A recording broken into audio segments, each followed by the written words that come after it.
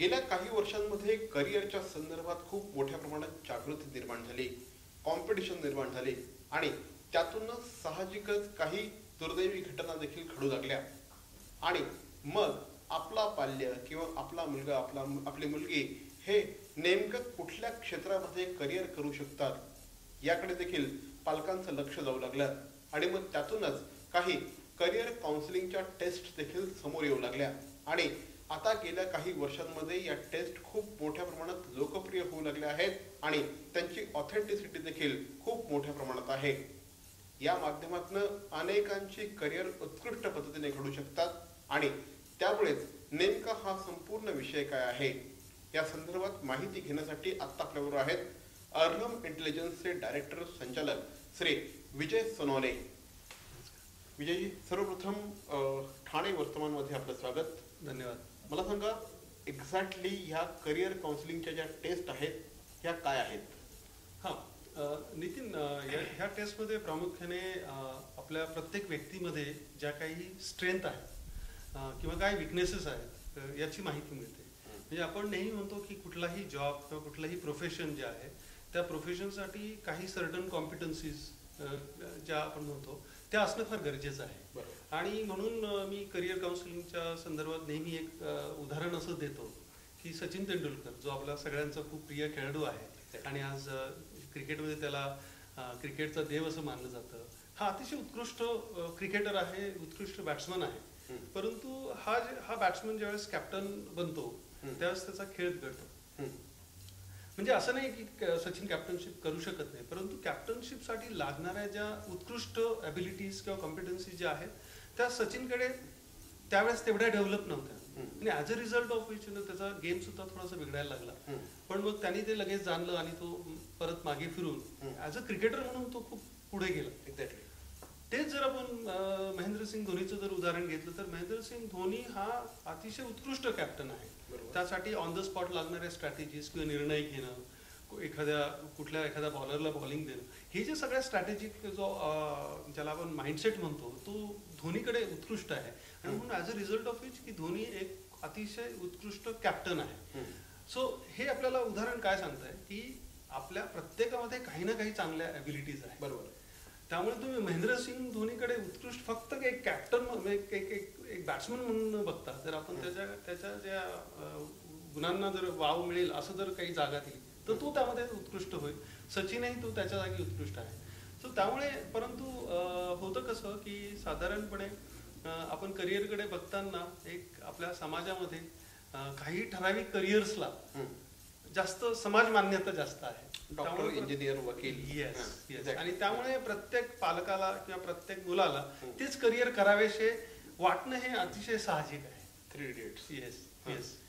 Exactly कुठल्या कुठल्या taste आहेत या आणि याच्यातनं कशा पद्धतीने तुम्ही मुलांचं काउन्सिलिंग करत असता किंवा त्यांच्यामध्ये काय ॲबिलिटीज आहेत हे तुम्ही शोधून काढत असता? हां. सो आपल्याकडे वेगवेगळ्या टेस्ट अवेलेबल आहेत आणि ह्या टेस्टमध्ये प्रामुख्याने आपल्या जो ब्रेनच्या ज्या वेगवेगळ्या जे सेंटर्स आहेत, प्रोसेसिंग सेंटर्स आहेत, तर हे प्रोसेसिंग सेंटर तुमचे जन्मजात कसे डेव्हलप झालेले आहेत त्या टेस्ट म्हणजे ह्या टेस्टमधून त्याचं आपल्याला परीक्षण करता येतं.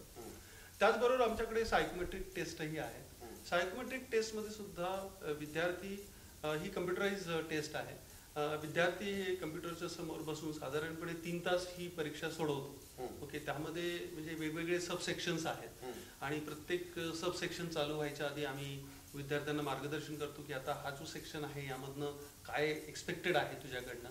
मग त्याचे काही उदाहरणं आम्ही त्यांच्याकडनं सोडवून घेतो आणि ज्यावेळेस त्याला ती टेस्ट कळते की ही अशा पद्धतीचं लॉजिक किंवा रॅशनल याच्यामध्ये वापरण्यात येणार आहे, त्या पद्धतीने मग तो मूल पुढे जाऊन ती टेस्ट सोडवतो.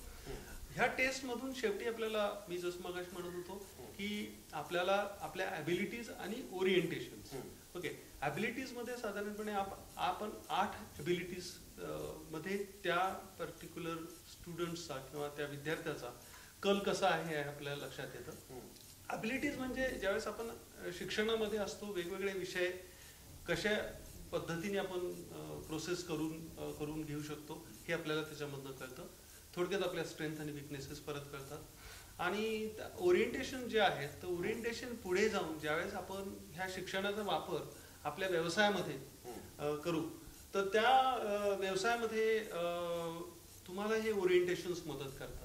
तर त्यामुळे ही जी टेस्ट आहे ही टेस्ट ही तशी बघितलं तर खूप लॉंग टर्म आहे.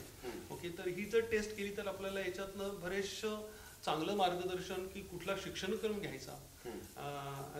बरोबर आपण ज्यावेळेस प्रोफेशनमध्ये जाऊ त्या प्रोफेशनमध्ये सुद्धा आपल्याला जे लागणारे कॉम्पिटन्सीज आहेत त्याही कुठल्या कुठल्या पाहिजेत आणि त्यासाठी आपण सुटेबल आहोत का असं मी त्याच्यातनं आपण म्हणजे सांगू शकतो. साधारणपणे माझ्या मते हा जो विषय आहे हा प्रत्येकासाठी ऍप्लिकेबल आहे.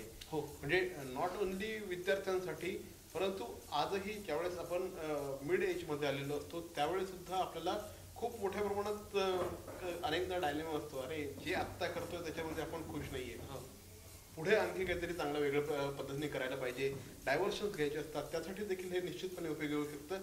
परंतु आता तुम्ही फोकस कुठल्या साधारणपणे सेगमेंटवर करता आहात, कुठल्या विद्यार्थ्यांनी किंवा कुणी हे या टेस्ट करून घेणं गरजेचं आहे? हो, जसं तू म्हणाला नितीन की बरोबर आहे, मिड लाईफ करिअर जे आहे आजही आज खूप प्रामुख्याने हा मोठा इश्यू समोर येतोय आणि माझ्याकडे असंख्य क्लायंट आहेत जे कॉर्पोरेटमध्ये काम करतात, जे ऑन्टरप्रिनर्स आहेत, प्रोफेशनल्स आहेत, डॉक्टर्स आहेत, वकील आहेत, चार्टर्ड अकाउंटंट आहेत, तेही माझ्याशी कन्सल्ट करतात त्यांच्या ह्या पर्टिक्युलर इश्यूजला घेऊन. परंतु मी हे म्हणतो की साधारणपणे करिअर हे विद्यार्थी दशेमध्ये जर ह्या गोष्टी जर लवकर लक्षात आल्या तर साधारणपणे तुम्ही मिड लाईफ करिअर वगैरेचे जे संभाव्य धोके असतात ते आपण टाळू शकतो. तर मी रेकमेंड असं करतो की साधारणपणे 9वी, 10वी, 11वी, 12वीचे जे विद्यार्थी असतात त्यांना ह्या टेस्ट अतिशय उपयुक्त ठरतात आणि आमच्याकडे असंख्य उदाहरणं आहेत. म्हणजे मी जसं उदाहरणादाखल एक हे सांगू शकतो की आपल्या ठाण्यामध्येच एक विद्यार्थिनी होती आणि तिच्या पालकांनी आणि तिने असं ठरवलं होतं की मी BCom घेईल आणि side by side me chartered अकाउंटंटची पण तयारी करेन. परंतु ज्यावेळेस तिने CA ची तयारी सुरू केली तिच्या थोड्याच दिवसात तिच्या असं लक्षात आलं की तिचं ॲक्च्युली ज्या कॉम्पिटन्सीज आहेत किंवा त्या CA साठीच्या जे रिक्वायरमेंट आहेत त्या तिच्यामध्ये नाही आहेत आणि तिने तो अभ्यासक्रम काढला आणि ती प्लेन BCom झाली. BCom झाल्यानंतर पालकांसमोर मोठा प्रश्न होता की आज फक्त BCom करून तुम्हाला करिअर प्रॉस्पेक्ट्स आहेत तसे खूप कमी आहेत. तर म्हणून त्यांनी ज्यावेळेस आमच्याशी संपर्क साधला आणि आम्ही ज्यावेळेस तिची टेस्ट केली त्यावेळेस आमच्या असं लक्षात आलं की ही विद्यार्थिनी CA तर नक्कीच होऊ शकत नाहीये किंवा त्यासाठी लागणाऱ्या ॲबिलिटी तिच्यामध्ये कमतरता आहे, परंतु ती इक्विटी रिसर्च ओके किंवा फंड मॅनेजमेंट जे अनालिटिकल ॲबिलिटीज जे आहे त्या तिच्यामध्ये खूप जास्त आहे. तिचं ऑब्झर्वेशन जे आहे ते खूप अतिशय चांगलं आहे आणि ही मुलगी खूप जास्त लोकांशी डील नाही करू शकत. थोडक्यात आपण ज्याला म्हणतो इंट्रोव्हर्ट टाईपची तिची पर्सनॅलिटी होती. त्यामुळे फंड मॅनेजर किंवा इक्विटी रिसर्च अनालिस्ट ही जी लोक आहेत ही जास्त टीमशी संबंधित नसतात. त्यांचं मी आणि माझं काम ओके आणि त्यामध्ये ते खूप चांगलं आउटपुट आणि ते पालकांना आणि विद्यार्थिनींना दोघांनाही ते खूप पटलं आणि आज ती विद्यार्थिनी अतिशय चांगल्या पद्धतीने तो अभ्यासक्रम पुढे करते आणि म्हणून मग आम्ही तिला BCom नंतर MBA फायनान्स हे सजेशन केलं आणि मग MBA फायनान्स झाल्यानंतर NISM जे आपले नॅशनल स्टॉक एक्सचेंज ची एक स्कूल आहे NISM ज्याला national institute of security market म्हणतात, त्यांचे खूप अतिशय उत्कृष्ट कोर्सेस आहेत इक्विटी रिसर्च आणि फंड मॅनेजमेंटसाठी. ते तिने करावेत असं आम्ही सुचवलं आणि एक 4-5 वर्षाचा तिचा कामाचा अनुभव तिने घेतला की CFA चार्टर्ड फायनान्शियल अनालिस्ट जो जगात अतिशय फायनान्शियल अनालिस्ट ह्या क्षेत्रामध्ये उच्च मानला जातो ते आम्ही त्यांना रेकमेंडेशन केलं. तर त्यामुळे कसं होतं की मुलांना पण फक्त हे नाही सांगत की तुम्ही हे करू नका किंवा तुम्ही फक्त हेच करा, पण त्याही पुढे जाऊन तुम्ही over a period of time कुठले कोर्सेस केले पाहिजे. ओके, आम्ही विद्यार्थ्यांना तेही सांगतो की तुम्ही आजपासूनच जर सपोज तुला फंड मॅनेजर म्हणून जर काम करायचं असेल तर तू काय काय गोष्टी करशील, एक फंड मॅनेजर काय करेल रोजच्या दिवसभरामध्ये. ऑब्व्हियसली कारण काय होतंय आज शाळेमध्ये किंवा कॉलेजेसमध्ये मुलं फक्त परीक्षेच्या दृष्टीने अभ्यास करतात आणि आम्ही त्यांना एनकरेज करतो की तुम्ही एक प्रोफेशनल्सच्या दृष्टीने अभ्यास करा आणि मला वाटतं तो आमचा USP आहे. एक्झॅक्टली. आणखीही काही विषयांवर चर्चा करू, मात्र एका छोट्याशा ब्रेक नंतर.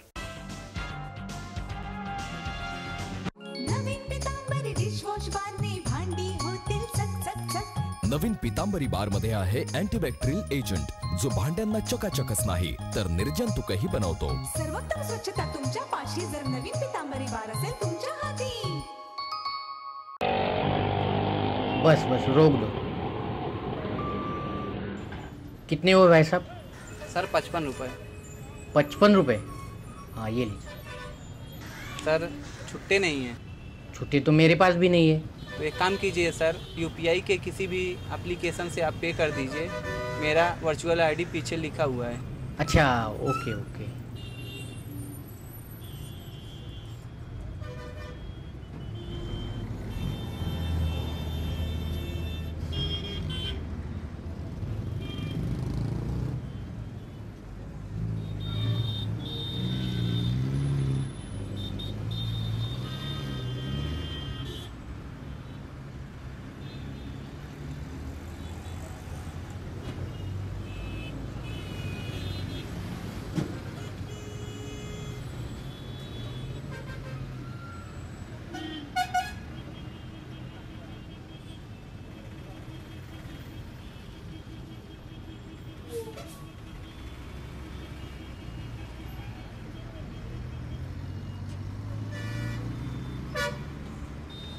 हम यूपीआई को सपोर्ट करते हैं. मेरा देश, मेरा देश, मेरा देश, मेरा देश बदल रहा है, आगे बढ़ रहा है.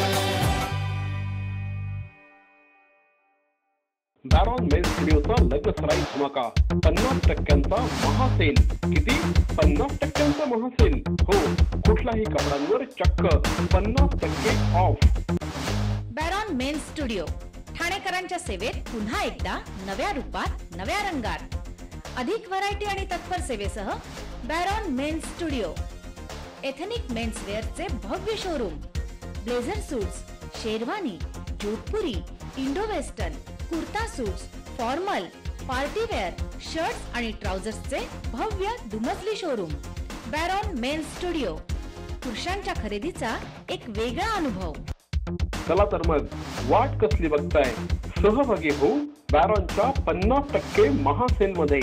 बॅरॉन मेन्स स्टुडिओ, आमंत्रण हॉटेल जवळ, जिल्हा परिषदेसमोर, स्टेशन रोड, ठाणे. दूरध्वनी 02225304837. बॅरॉन मेन्स स्टुडिओ. मरावे परी अवयव रूपी उरावे. अवयव दानाचा हाच संदेश जनसामान्यांपर्यंत पोहोचवण्याचा संकल्प घेऊन निघाले आहेत ज्येष्ठ समाजसेवक माननीय नानजीभाई खिमजीभाई ठक्कर ठाणावाला. त्याचसाठी काढण्यात आली एक भव्य दिव्य रॅली. अवयव दानासाठी सुरू आहेत ठिकठिकाणी जनजागृती सभा. लक्षात ठेवा, आपला अवयव दानाचा संकल्प वाचवू शकतो कुणाचे तरी प्राण, दूर करू शकतो कुणाचं तरी अपंगत्व अगदी कायमचं, फुलवू शकतो अनेकांच्या संसारात सुखाचे बगीचे. अवयवदानाच्या या महायज्ञात सहभागी व्हा. समाजरत्न श्री नानजीभाई खिमजीभाई ठक्कर ठाणावाला यांच्या पुढाकाराने जनहितार्थ प्रकाशित. अहो, आपण आपलं घर स्वच्छ, सुंदर, नेटनेटकं ठेवतो ना, मग आपण आपल्या शहराच्या बाबतीत उदासीन का? आपलं शहर स्वच्छ, सुंदर आणि नेटनेटकं ठेवणं ही आपली जबाबदारी आहे, हो ना? मग उचला फोन आणि विना परवाना होर्डिंग्स, बॅनर्स कुठे दिसले तर 1800-222-108 या टोल फ्री क्रमांकावर कळवा किंवा 75069464155 या भ्रमणध्वनीद्वारे आपली तक्रार नोंदवा किंवा महापालिकेने तयार केलेल्या स्टार ग्रेड ॲप्लिकेशनद्वारे आपली तक्रार नोंदवा. त्याची दखल त्वरित घेतली जाईल. लक्षात घ्या, आपला छोटासा सहभाग आपलं शहर स्वच्छ, सुंदर आणि नेटनेटकं बनवू शकतो. जसं आपलं घर तसं आपलं ठाणे शहर.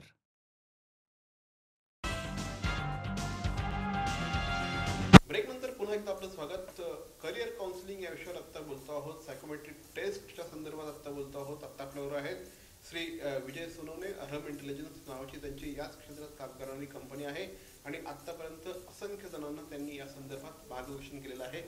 हा जो संपूर्ण विषय आहे, हा विषय एकीकडे आपण विद्यार्थ्यांविषयी बोलत असताना याच्यामध्ये पालकांचा रोल देखील तेवढाच महत्त्वाचा असतो. बऱ्याचदा मुलांवर एखादं करिअर लादलं जातं, पालकांची इच्छा असते, यार मैं ये नहीं कर पाया, मेरा बच्चा तो ये करेगा डेफिनेटली. जन्माला आल्या आल्या आपण जसं 3 Idiots मध्ये बघितलं जातं, त्याच्यावर शिक्का मारला जातो, येतो इंजिनियर बनेगा, येतो डॉक्टर बनेगा. पालकांचा रोल किती महत्वाचा आहे? हो, पालकांचा रोल अतिशय महत्त्वाचा आहे या सगळ्या करिअर जडणघडण करण्याच्या प्रोसेसमध्ये. आज आपण एक बघतोय की चांगली गोष्ट अशी आहे की काही ठिकाणी चित्र असं आहे की पालक लादत आहेत, तर काही ठिकाणी पालक खूपच जागरूक आहेत आणि पालक मुलांना खूप सपोर्ट करत आहेत. सगळ्यात महत्त्वाची गोष्ट म्हणजे पालकांचा आणि त्यांच्या पाल्यांचा एकमेकाशी संवाद असणं फार गरजेचं आहे. आणि मुलांनी सुद्धा अतिशय प्रांजळपणे त्यांच्या मनातल्या ज्या काही गोष्टी आहेत त्या सांगितल्या पाहिजे. आणि पालकांनी सुद्धा त्याला तेवढाच सकारात्मक पाठिंबा देऊन तर त्या चर्चात्मक दृष्टीने आणि प्रोफेशनल काउन्सिलरच्या मदतीने जर हे निर्णय घेतले तर त्याला एक खूप छान असं स्वरूप येऊ शकतो. आणि मी नेहमी असं म्हणतो की एक इकोसिस्टम आपल्याकडे पाहिजे, की मुलाला घरनं पाठिंबा पाहिजे, त्याचं स्वतःची ज्याला आपण म्हणतो इच्छाशक्ती खूप दांडगी पाहिजे, तसंच त्याला बाकीचे जे काही त्याचे स्टेक होल्डर्स जसं स्कूलमधनं किंवा कॉलेजेसमधनं सुद्धा त्याला एक जर सपोज असा हातभार जर मिळाला तर खूप अतिशय छान करिअर त्याच्यामधनं घडू शकतं. एक्झॅक्टली. हे झालं आत्तापर्यंत आपण बोलत होतो की एखाद्या मुलामध्ये जी काही क्षमता आहे त्या क्षमतेच्या अनुषंगाने तो त्याचं करिअर घडवू शकतो. मग एखाद्याला सपोज माझ्या बाबतीत मी सांगतो की मला कॉमर्सची आकडेवारी कधीच कळायची नाही, मला कायम काहीतरी क्रिएटिव्ह करायचं होतं. पण सपोज एखाद्या मुलामध्ये ती क्रिएटिव्ह करायची कपॅसिटी नाही आहे किंवा त्याच्यामध्ये ती आकडेमोड करायची कपॅसिटी नाही आहे, त्याचा ब्रेन त्या पद्धतीने डेव्हलप केलेला नाही आहे, पण अशा पद्धतीने तो ब्रेन कल्टिवेट करता येऊ शकतो का? हो, आज ते म्हणजे खूप शक्य झालेलं आहे. आणि आज ह्या क्षेत्रामध्ये ज्याला आम्ही ब्रेन प्लास्टिसिटी असं म्हणतो, की याचा थोडक्यात अर्थ असा आहे की आताचं जे शास्त्र आहे ते असं सांगतं की आपला ब्रेन आपण चेंज करू शकतो. आणि जर आपण एक ठराविक पद्धतीने ॲक्टिव्हिटीज जर केल्या, आपण ठराविक पद्धतीने जर सपोज त्या विषयाला जर अप्रोच केलं तर त्यामध्ये त्या सुधारणा ज्या आहेत ह्या घडू शकतात. फक्त एवढंच आहे की आपल्याला म्हणजे विद्यार्थ्याची त्यासाठी जी मानसिक ज्याला आपण म्हणूया इच्छाशक्ती खूप दांडगी पाहिजे, पालकांकडनं त्याला सपोर्ट मिळाला पाहिजे. परंतु तो त्याच्यामध्ये त्या ॲबिलिटीज ज्या आहेत ह्या घडवून आणू शकतो, ज्याला ब्रेन प्लास्टिसिटी असं म्हणतात. आणि हे पॉसिबल आहे. ओके, ती सगळ्यात चांगली बातमी आहे. आज कशा पद्धतीने तुम्ही ज्यावेळेस ह्या सगळ्या गोष्टी लोकांसमोर मांडता, काही प्रमाणात त्या गोष्टी नवीन आहेत, लोकांना आजही ऍक्सेप्ट करायला थोड्याशा अवघड जातात, कशा प्रकारचा रिस्पॉन्स तुम्हाला लोकांना मिळत असतो? हो, तू जसं म्हणतो तसं लोक स्केप्टिकल असतात कधी कधी. परंतु ज्यावेळेस आपण त्यांना पूर्ण हे जे शास्त्र एक फॅक्ट्स आणि फिगरमध्ये ज्यावेळेस मांडतो, आणि हे प्रत्येक क्षेत्र हे रिसर्च झालेलं क्षेत्र आहे. ओके, आणि आज परदेशामध्ये ह्या गोष्टींवरती प्रचंड त्याला सर्व मान्यता आहे. तिथे मुलांना त्या पद्धतीने प्लॅटफॉर्म क्रिएट करून दिले जातात. घरात सुद्धा त्या मुलांना तेवढंच बोलण्याचा अधिकार असतो. ओके, आणि त्यामुळे तिकडे इवन काउन्सिलर टू स्टुडंट हा जो रेशो आहे तोही खूप जास्त हाय आहे, खूपच जास्त हाय आहे. म्हणजे मी जर तो सांगितला तर तो अतिशयोक्ती वाटेल. परंतु आपल्या इकडे कसं आहे की आपल्याकडे सायकोलॉजिस्टकडे जाणं, करिअर काउन्सिलरकडे जाणं हे अजूनही तेवढी जनसामान्यता नाहीये. आज आपण म्हणतो की प्रत्येक व्यक्तीला स्ट्रेस आहे, आणि स्ट्रेस म्हणून जर एखाद्या स्ट्रेससाठी त्यांनी जाऊन जर सायकोलॉजिस्टला जर भेटला तर तो बरंचसं त्याचा त्रास जो आहे हा कमी होऊ शकतो आणि त्याला एक चांगलं सुखकर जीवन जगता येऊ शकतं. परंतु त्याच्या मनामध्ये एक भीती असते, जर मी सायकोलॉजिस्टकडे गेलो तर लोक काय म्हणतील मला, मी काहीतरी ट्रीटमेंट घेतोय. तर एक साधारणपणे हे सगळे टॅबू आहे. परंतु मला असं वाटतं की तरी म्हणजे ज्याला सिल्वर लाईन आपण म्हणूया, ती सिल्वर लाईन अशी आहे की लोक आता पुढे येत आहेत आणि अशा पद्धतीची मदत जी आहे ही घेत आहेत. आता माझ्याकडे बरेचशी इंजिनिअरिंग कॉलेजची मुलं आहेत, तेही माझ्याकडे येतात, त्यांनी ऑलरेडी करिअर सिलेक्ट केलेले, परंतु तरीही त्यांना काही चॅलेंजेस आहेत. ते चॅलेंजेस येऊन डिस्कस करतात आणि आम्ही 1-2-3 महिने एकत्र काम केलं की ते अतिशय खुश होऊन आनंदी होऊन ते पुढचा मार्गक्रमण करायला जातात. आता मध्ये एक आमचा क्लायंट होता जो मेकॅनिकल इंजिनिअरिंगला होता आणि त्याला संगीतामध्ये करिअर करायची इच्छा होती. आईवडिलांनाही माहिती होतं की तो करू शकतो करिअर, परंतु आम्ही एकदा त्याची टेस्ट केल्यानंतर असं कन्फर्म झालं की हा खरोखर संगीतामध्ये कार्य करू शकतो. आणि ज्यावेळेस त्याला ही परमिशन मिळाली त्यांनी साधारणपणे पुढच्या 3-4 महिन्यांमध्ये स्वतःचा बँड स्थापन केला आणि आज ती जी काही त्यांचं जे इथं कंपू आहे ती मंडळी सगळे प्रोफेशनल प्रोग्राम सुद्धा करायला सुरुवात झाली. म्हणजे पालकांचा जो ज्याला आपण म्हणूया एक हातभार मुलांच्या करिअरमध्ये अतिशय इम्पॉर्टंट आहे. आपण बघितलं होतं तारे जमीन पर मधला जो ईशान अवस्थी होता, हा ईशान अवस्थी सुद्धा असाच होता. तो शाळेमध्ये अक्षरशः डिस्लेक्सियामुळे तो शाळेमध्ये अनफिट होता, परंतु ज्यावेळेस त्याच्या हातामध्ये कुंचला आला, ज्यावेळेस त्याच्या हातामध्ये ब्रश आला, त्यावेळेस ईशान अवस्थीमधला चित्रकार हा प्रत्येकाला समोर दिसून आला. प्रत्येकामध्ये असा काहीतरी परमेश्वराने बनवलेली ही वस्तू अशी आहे, मनुष्य नावाची वस्तू अशी आहे की तिच्यामध्ये एक गुण असा आहे की तो डेफिनेटली हा इतर सगळ्या 99 गुणांवर अक्षरशः म्हणजे ज्याला म्हणू शकतो छा जाणार आहे. तर तो एक गुण काय आहे हे ओळखण्यासाठी अशा प्रकारच्या टेस्ट खूप इम्पॉर्टंट असतात. या खूप सायंटिफिकली केल्या जातात. या माध्यमातून निश्चितपणे करिअरची दिशा घडवली जाऊ शकते. इनफॅक्ट ती अनेकांची घडते आहे. परदेशामध्ये आज या खूप गोष्टी कॉमन आहेत. भारतामध्ये अजूनही म्हणावं त्या पद्धतीने ॲक्सेप्टन्स नाही आहे. मात्र विजयजींसारखी अनेक लोक याच्यामध्ये आज मोठ्या प्रमाणात काम करत आहेत आणि त्या माध्यमातून अनेकांना त्याचे फायदे होत आहेत. सर आमच्याकडे आलात, बोललात, thank you very much. Thank you very